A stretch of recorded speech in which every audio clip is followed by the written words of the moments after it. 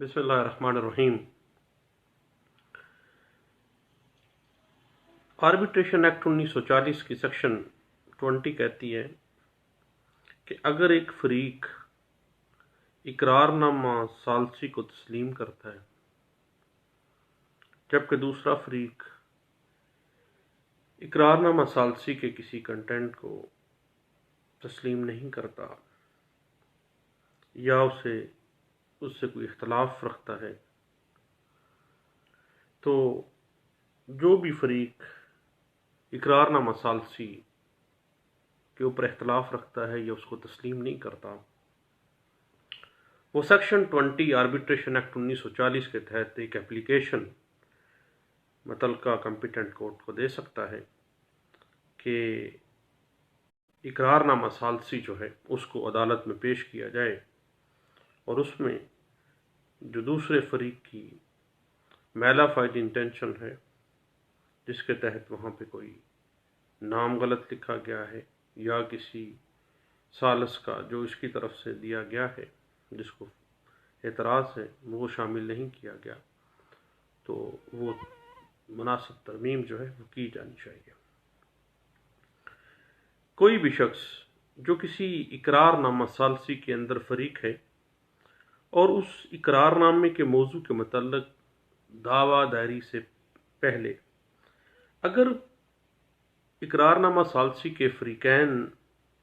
इस इकरारनामा सालसी के बारे में या उस इकरारनामा सालसी के किसी जुज़ के बारे में किसी किस्म का कोई इख्तलाफ रूनुमा हो जाए, तो उस इख्तलाफ की निस्बत अदालत के अंदर अंडर सेक्शन 20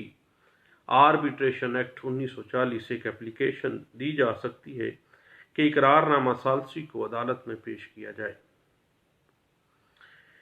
जब एक application under section 20 arbitration act 1940 अदालत में दी जाती है, तो ऐसी एप्लीकेशन एक दावे के तौर पर तस्वर की जाएगी और बाकायदा तौर पर एक रजिस्टर्ड होगी, और जो एप्लीकेशन देने वाला है वो मुद्दई के तौर पे और जिसके खिलाफ एप्लीकेशन दी गई है वो डिफेंडेंट के तौर पर प्रज्यूम किया जाएगा। जो ही सेक्शन 20 आर्बिट्रेशन एक्ट 1940 एप्लीकेशन बराए पेश किए जाने इकरारनामा सालसी एक कोर्ट में दी जाती है, तो अदालत फौरी तौर पर दूसरे फरीक को नोटिस जारी करेगी कि इकरारनामा सालसी को अदालत में जो है ना फौरी पेश किया जाए,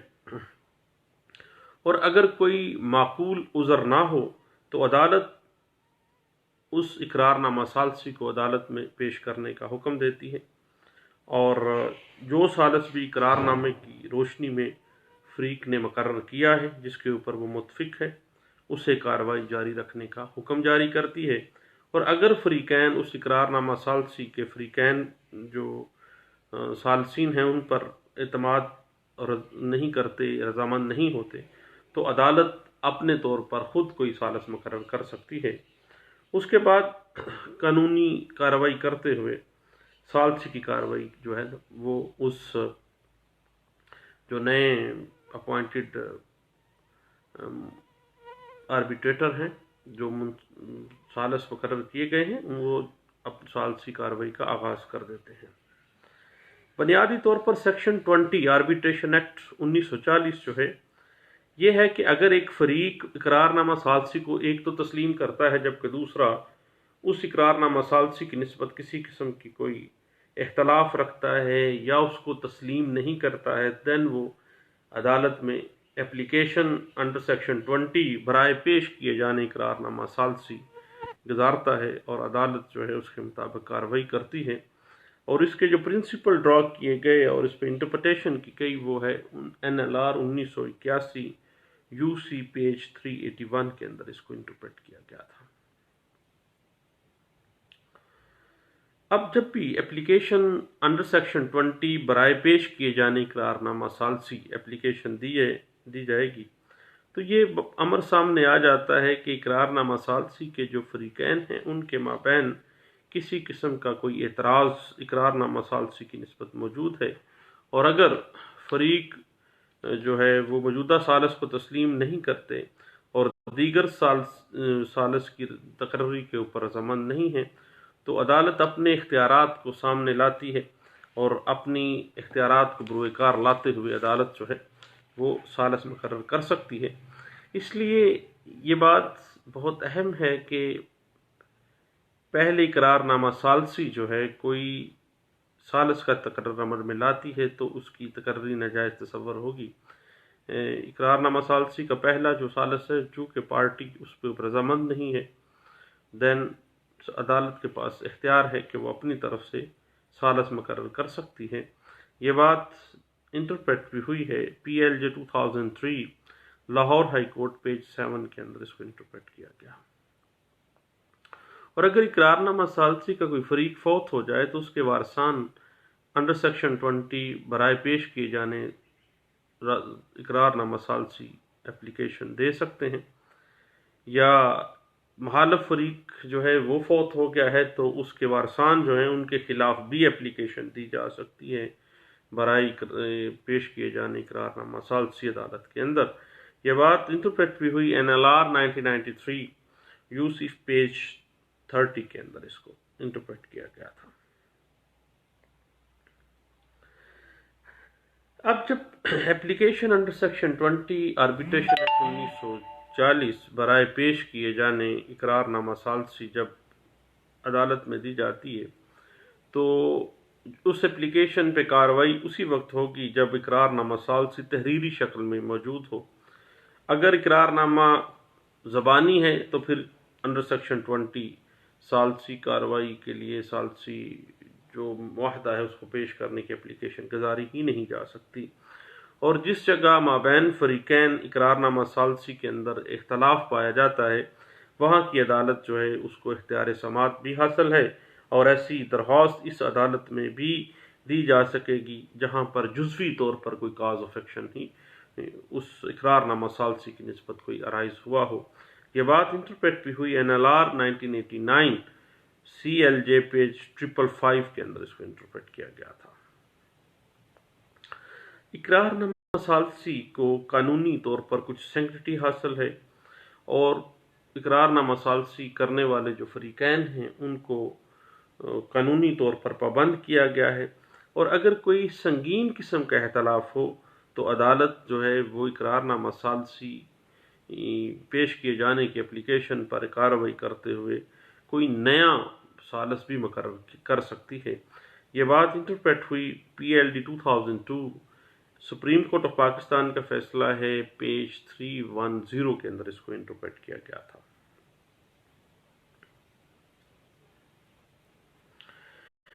اب بات دراصل یہ ہے کہ جب بھی انڈر سیکشن 20 اپلیکیشن آپ نے موو کرنی ہے اس میں وضاحت آپ نے کرنی ہوگی کیا وجہ ہے جس کی وجہ سے اقرار نامہ ثالثی پیش کیا جانا لازمی ہے، کیونکہ کوئی نہ کوئی ایسا سنگین اختلاف موجود ہوگا، اسی کی بنا پر جو ہے وہ application under section 20 arbitration act 1940 عدالت میں پیش کی جاتی ہے، اور وہ جو معقول وجوہات ہیں اس اپلیکیشن کے اندر اندراج کرنا چاہیے، ورنہ عدالت فیصلہ جو ہے ثالثی فیصلہ کے پیش نظر کرنے کا حکم جاری نہیں کرے گی، کوئی معقول وجہ کے تحت ہی کرے گی۔ یعنی بعض اوقات ایسے ہوتا ہے کہ اقرار نامہ ثالثی میں کسی ایک فریق کے ثالث کا ذکر ہی نہیں کیا گیا، اس کو نظر انداز کیا گیا ہے، یا اس نے جس فریق کا نام دیا ہے بطور ثالث اس شخص کو بطور ثالث شامل ہی نہیں کیا گیا اقرار نامہ ثالثی میں، دین وہ فوری طور پر under section 20 arbitration act 1940 application competent court میں دے گا، جہاں پر وہ کاز آف ایکشن یا اس کاز آف ایکشن کی کوئی ٹرانزیکشن جو ہے ارائز ہوئی ہوگی۔ یہ بات انٹرپریٹ ہوئی تھی 1984 CLC پیج 3347 کے اندر اس کو انٹرپریٹ کیا گیا تھا۔ جب بھی انڈر سیکشن 20 آربیٹریشن ایکٹ 1940 آپ اپلیکیشن دیتے ہیں برائے پیش کیے جانے اقرار نامہ ثالثی، تو اس میں یہ ذکر کرنا لازمی ہوتا ہے کہ جو اقرار نامہ ثالثی کے فریقین ہیں ان کے درمیان اقرار نامہ ثالثی کی نسبت کوئی اختلاف موجود ہے۔ اگر اختلاف نہیں ہے تو پھر ایسی اپلیکیشن جو ہے وہ مینٹینیبل ہی نہیں ہے۔ لازمی بات ہے کہ کوئی نہ کوئی اختلافی مسئلہ موجود ہے اس اقرار نامہ ثالثی میں، تو وہ ایک پارٹی جو ہے وہ روتی پٹتی فوری طور پر عدالت میں اپلیکیشن لے کے آ گئی ہے کہ اقرار نامہ ثالثی فور عدالت میں پیش کیا جائے، تاکہ اس میں یہ ایک بہت بڑا اعتراض ہے مجھے اس کو ریموو کیا جا سکے۔ یہ بات انٹرپریٹ بھی ہوئی PLD 1987 supreme court of Pakistan کا فیصلہ پیج 461 کے اندر اس کو انٹرپریٹ کیا گیا تھا۔ اب بعض اوقات ایسا ہوتا ہے کہ اقرار نامہ ثالثی جب لکھا جاتا ہے تو ایک فریق جو بیچارہ ان پڑھ ہے یا سیدھا سادہ ہے اس کو دھوکہ دے دیا جاتا ہے، اور تقرری ثالث اس کے لائی جاتی ہے عمل میں، لیکن وہ فریب ہوتا ہے، اس کو پتہ بعد میں چلتا ہے، تو فوری طور پر وہ under section 20 arbitration act application move کرتا ہے کہ جناب دھوکہ فریب سے جو ہے نا تقرری ثالث کی گئی ہے، فوری طور پر جو اقرار نامہ ثالثی ہے وہ عدالت میں پیش کیا جانا ضروری ہے، تاکہ عدالت کو لجا کی جاتی ہے، صدا کی جاتی ہے کہ فلاں شخص میری طرف سے ثالث ہے، اس کا نام ہی درج نہیں کیا گیا اور دھوکہ فریب سے کسی اور شخص کو بطور ثالث اس میں رکھ لیا گیا ہے۔ تو ایسی صورت میں ایسی تقرری جو ہے وہ نل اینڈ وائڈ تصور ہوگی، اور سیکشن 20 کے تحت مینٹینیبل یہ بات ہے اور معقول وجہ ہے کہ اقرار نامہ ثالثی عدالت میں پیش کیا جائے، اور اس ایسی جو تقرری ثالث عمل میں لائی گئی ہے اس کو منسوخ کیا جائے، اور عدالت اپنی طرف سے کوئی جو ہے ثالث مقرر کرے گی۔ یہ بات انٹرپریٹ بھی ہوئی 1980 CLC پیج 1059 کے اندر۔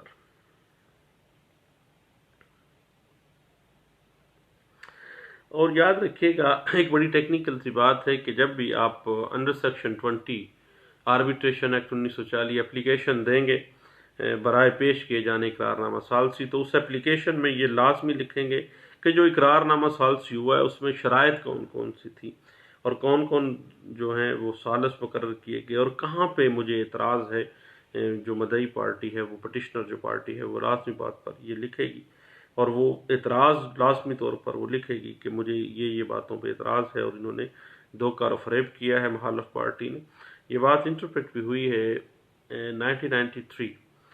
SCMR پیج 1180 کے اندر۔ اور جب بھی اپلیکیشن آپ انڈر سیکشن 20 آربیٹریشن ایکٹ 1940 برائے پیش کیے جانے اقرار نامہ ثالثی عدالت میں پیش کرتے ہیں، تو اپلیکیشن کے اوپر under article 12 schedule 2 court fees act جو ہے، ایسی اپلیکیشن کے اوپر 20 روپے کا جو ہے وہ کورٹ فیس لگے گا، کیونکہ آرٹیکل 12 جو ہے شیڈول 2 کورٹ فیس ایکٹ 1870 کہتی ہے کہ جب بھی کوئی اپلیکیشن انڈر سیکشن 20 برائے پیش کیے جانا اقرار نامہ ثالثی کسی عدالت میں اعتراض ہونے کی صورت میں جمع کروایا جائے گا، تو ایسی اپلیکیشن پہ 20 روپے کا کورٹ فیس لگایا جائے گا۔ جہاں تک معاملہ ہے لمیٹیشن کا، تو آرٹیکل 181 لمیٹیشن ایکٹ 1908 جو ہے وہ اپلائی ہوتا ہے، اور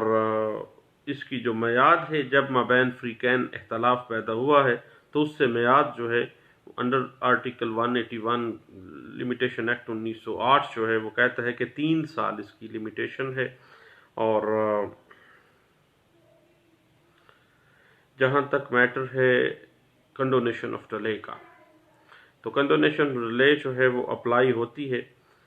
ہمیشہ کسی دعوے کے اوپر، اپلیکیشن کے اوپر کبھی بھی کنڈونیشن آف ڈیلے جو ہے وہ اپلائی نہیں ہوتی، یہ ایک سیٹلڈ پرنسپل ہے۔ اور البتہ ہم بات کر رہے تھے application under section 20 limitation act arbitration act 1940 کی، کہ جب بھی آپ نے اپلیکیشن برائے پیش کیے جانے اقرار نامہ ثالثی کسی اعتراض کی بنا پر عدالت میں دینا ہے، تو اس پہ جو قانون میعاد کا آرٹیکل 181 جو ہے قانون میعاد 1908 کا وہ اپلائی ہوگا، اور 3 سال اس کی لمیٹیشن ہوگی۔ اور یہ بات انٹرپریٹ بھی ہوئی ہے PLJ 2016 اسلام آباد ہائی کورٹ کا فیصلہ ہے پیج 6 کے اندر، اس کو انٹرپریٹ کیا گیا اور یہ کہا گیا ہے کہ یہ ایک سیٹلڈ پرنسپل ہے کہ جب بھی انڈر سیکشن 20 آربیٹریشن ایکٹ 1940 درخواست برائے پیش کیے جانے اقرار نامہ ثالثی عدالت میں دی جائے گی تو میعاد کا تعلق جو ہے وہ آرٹیکل 181 لمیٹیشن ایکٹ 1908 کے تحت جو ہے وہ 3 سال ہی مقرر کیا گیا ہے۔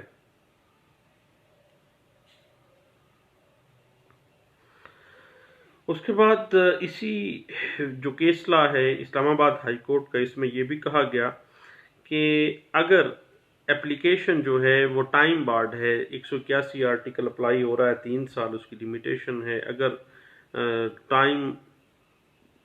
فریم کا میٹر ہے، زائد المیعاد ہو گیا ہے، ٹائم بار ہو گیا ہے، دین درخواست دائرے کی اجازت نہیں دی جائے گی، کیونکہ کنڈونیشن ڈلے کبھی بھی کسی اپلیکیشن پہ اپلائی نہیں ہوتا، درخواستوں پہ نہیں بلکہ دعووں پہ اپلائی ہوتا ہے، اور دین 3 سال کی لمیٹیشن اگر گزر گئی ہے تو پھر یہ اپلیکیشن نہیں دی جا سکے گی اور نہ ہی معاملہ ثالث کو بھیجا جا سکتا ہے۔ اور جب بھی under section 20 arbitration act 1940 application عدالت میں دی جائے گی تو عدالتی جو ثالثی معاہدہ ہے اس کے اوپر عدالت جو ہے وہ مشاہدہ کرے گی، اور فریقین کے درمیان جو تنازع ہے اس ثالثی معاہدہ کے مابین، اس معاہدہ کی روح سے اس تنازع کو بھی دیکھے گی، اس اختلاف کو بھی دیکھے گی، اور ان مقدمات میں فریقین کی طرف سے جو مقرر کیا گیا ثالث ہے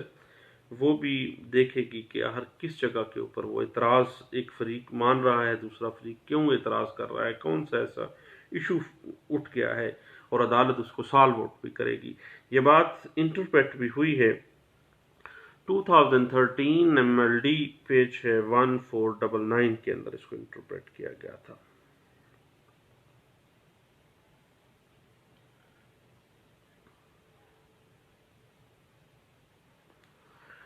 اس کے بعد ایک بڑا سیٹلڈ پرنسپل ہے کہ اقرار نامہ ثالثی جو ہے اس کی جو طے شدہ شرائط ہیں وہ دونوں فریقین اس کے پابند ہیں، اور طے شدہ شرائط کو پورا کیے بغیر انڈر سیکشن 20 آربیٹریشن ایکٹ 1940 جو اپلیکیشن دی جاتی ہے برائے پیش کیے جانے اقرار نامہ ثالثی جو ہے وہ مینٹینیبل نہیں ہے۔ پہلے آپ نے بتانا ہے کہ یہ شرائط معاہدہ طے ہوئی تھی اور میں اپنے پارٹ کے اوپر اب تمام شرائط جو ہیں اس کو میں نے پورا کیا ہے۔ شرائط کو پورا کیے بغیر جو ہے اپلیکیشن جو ہے دے دی گئی ہے تو وہ قابل سماعت نہیں ہے۔ یہ بات انٹرپریٹ ہوئی PLJ 2015 supreme court of Azad Jammu and Kashmir کا فیصلہ ہے، پیج 135 کے اندر اس کو انٹرپریٹ کیا گیا تھا۔ اس کے بعد جب یاد رکھے گا کہ ثالثی کارروائی میں یا کسی اپلیکیشن میں یا ثالثی کسی بھی معاملے میں جب کوئی کلیم حتمی طور پر اطمینان کی حد تک دونوں پارٹیز مطمئن ہو گئی ہیں، دین اس معاملے کو جس پہ سیٹسفائی ہو گئی ہیں پارٹیز، اس معاملے کو پھر جو ہے وہ ثالثی کے ذریعے حل کروانے کی عدالت جو ہے وہ کوشش نہیں کرے گی، بلکہ وہ سیٹلڈ سمجھا جائے گا اس امر کو کہ اس پہ دونوں پارٹیز متفق ہو گئی ہیں۔ یہ بات انٹرپریٹ ہوئی PLD 2015 supreme court of Pakistan کا فیصلہ ہے، پیج 154 کے اندر اس کو انٹرپریٹ کیا گیا تھا۔ چند باتیں تھیں جناب۔ Application under section 20 arbitration act 1940 جو درخواست دی جاتی ہے سیول کورٹ میں برائے پیش کیے جانے اقرار نامہ ثالثی کسی اعتراض کی بنا پر، میں نے کہا اپنے دوستوں سے شیئر کرتے ہیں۔ آپ کا شکریہ، تھینک یو، اللہ حافظ۔